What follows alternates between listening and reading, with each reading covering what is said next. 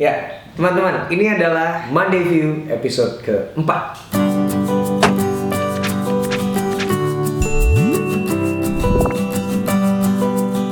Beberapa teman di Instagram bilang sama saya, Mas Anji coba bahas dong tentang Awkarin. Gimana pendapat Mas Anji atau Manji tentang itu? Menurutku dia terlalu berlebihan. Sebenarnya sih, dia itu bisa menginspirasi. Kalau aku sih nggak terlalu suka ya sama kehidupan dia atau nggak pengen tahu banget sih kehidupan dia. Pendapat aku tentang Awkarin sih, menurut aku dia orangnya berlebihan ya. Awkarin ya? Oh. Seumuran dia nggak sewajarnya dia melakukan hal yang seperti itu. Kehidupan pribadi itu terlalu diekspos. Tapi aku lebih suka sama fashionnya dia. Awkarin yang mana kan? Yang suka kuning itu bukan sih? Nggak seharusnya dia apa-apa itu mau ngepost di sosial media. Soalnya kan sosial media itu bukan buku diary. Diumbar di sosial media.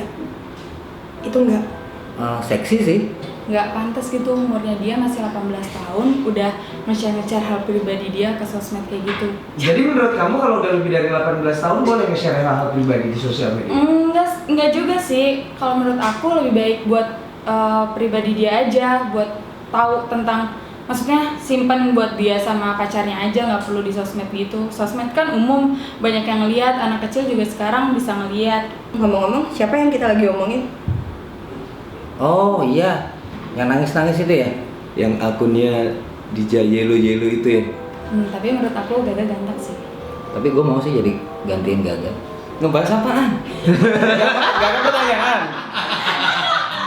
Awkarin ini sebenarnya adalah wakil dari generasi Z yang dia udah bisa mapan secara materi, dan itu dia bisa dapetin dari jejaring sosial.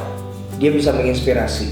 Bayangin aja, followers Instagramnya banyak, subscriber di YouTube banyak, viewersnya banyak, dia banyak mendapatkan endorse, dia banyak mendapatkan uang dari Instagram, dari online shop, dari brand deals, dan juga dari YouTube. Tapi, apakah Awkarin sadar bahwa dia itu sebenarnya lagi terjebak di dalam euforia di jejaring sosial? Dan ada yang menarik yang saya baca dari berita GAT, ini tentang Karin Novilda. Karin bilang bahwa dia posting apapun di media sosialnya, dia nggak pengen pencitraan. Dia pengen apa yang dia posting adalah dirinya. Tapi seharusnya dia tahu bahwa subscribernya dia, followersnya dia, itu anak-anak yang umurnya berapa. Pada saat dia banyak ngomong kasar, siapa yang jadi followersnya? Itu sebenarnya juga adalah kekhawatiran saya sebagai orang tua, karena anak saya juga udah SMP dan juga kelas 6 SD, yang mereka juga udah banyak mengakses jejaring sosial atau internet, dan mereka bisa melihat apapun. Kadang-kadang lepas dari pengawasan. Bisa aja mereka ngelihat Awkarin karena mungkin tertarik sama beritanya, lalu mereka ngikutin. Itu sebenarnya berlaku juga buat banyak YouTuber sih. Banyak YouTuber muda saya lihat kontennya itu banyak pakai kata-kata dan lain-lainnya. Mungkin kalian sekarang berpikir itu it's okay, nggak apa-apa. Itu kan diri gue sendiri. Kalau misalnya nggak mau, kalau nggak mau nonton ya jangan subscribe dong. Kalau misalnya nggak mau lihat ya jangan follow dong. Kalau nggak pengen anaknya jadi ikut-ikutan ngomong kata-kata kasar kayak gitu, orang tua harusnya mengawasi dong. Tapi nggak bisa kayak gitu, teman-teman. Tapi nggak bisa kayak gitu, Karin. Kamu juga harus tahu bahwa subscriber kamu siapa, followers kamu siapa, dan orang tua kadang juga tidak bisa mengawasi anak-anaknya untuk mengakses apa yang kamu posting.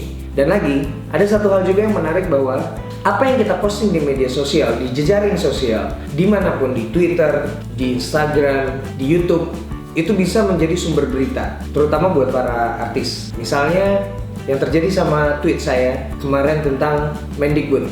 Akhirnya dari tweet saya itu diambil menjadi sebuah berita. Saya menjadi narasumber walaupun saya tidak datang atau saya tidak diwawancarai. Tapi postingan di Twitter itu menjadi berita. Lalu seperti postingan dari istri saya. Dia posting lagi sama anak saya, diposting di Instagram, lalu itu menjadi sumber berita. Seperti ini.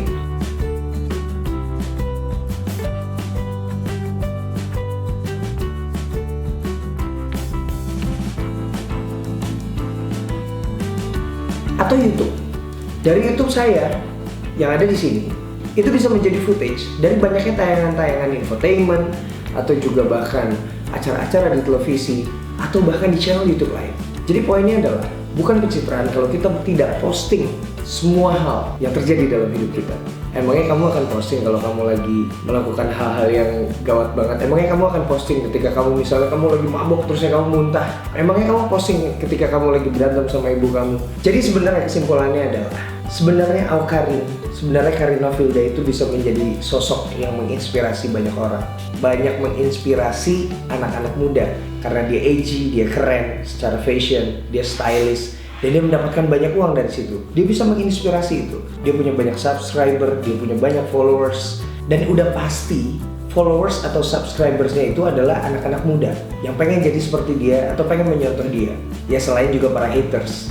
Jadi sebenarnya dia bisa melakukan banyak hal, dia bisa melakukan banyak gerakan untuk membuat anak-anak muda itu menjadi lebih keren, menjadi lebih hebat. Mungkin saya kedengeran sok, tapi gini deh, waktu saya diberitakan misalnya yang jelek-jelek, itu bukan pengen saya, itu orang yang memberitakan. Tapi pada saat kita posting sesuatu di jejaring sosial kita, itu berarti memang kita yang pengen akhirnya dikeluarkan beritanya seperti itu. Ya pesan saya sih buat Awkarin dan juga buat teman-teman lain, YouTuber yang ya kontennya sering mengunggah kata-kata kasar dan hal-hal lain yang kelihatannya cool, tapi sebenarnya nggak cool buat para orang tua. Saya bicara di sini sebagai orang tua yang punya anak 5 dan juga ada kekhawatiran bahwa semakin ke depan nanti anak-anak itu akan bisa semakin melihat, mengakses, mencontoh apa yang kalian lakukan. So, buat Awkarin, semoga konten-konten kamu nanti ke depan bisa lebih bagus. Dan juga buat teman-teman yang lain yang mungkin nonton ini juga, mari kita bikin konten yang bagus, mari kita bikin konten yang aman buat anak-anak. Kemarin saya baru aja ketemu sama seorang ibu yang bawa anaknya. Saya lagi ambil uang di ATM, pas saya keluar, terus ibunya bilang, "Mas, ini tadi anak saya bilang, Bu, itu yang tadi omnya yang ada di YouTube, yang ada di vlog. Kayaknya sih anak itu baru umur 8 tahun atau 7 tahun gitu." Terus ibunya bilang sama saya, dan dia serius banget. Ibunya ngomong, "Semoga ya kontennya Mas itu selalu aman buat anak-anak." Itulah kenapa saya selalu pengen bikin konten yang aman buat anak-anak. Pada saat saya membuat konten, pada saat saya posting sesuatu di sosial media atau jejaring sosial, itu yang melihat adalah banyak kalangan. Mulai dari orang tua sampai anak kecil. Kalau orang tua udah bisa lebih berpikir, kalau anak kecil belum. Mereka akan mencontoh, mereka akan meniru apa yang menurut mereka keren. Gitu aja buat Monday View episode keempat. Semoga ada yang bisa diambil dari omongan saya kali ini. Dan jangan lupa senyum hari ini.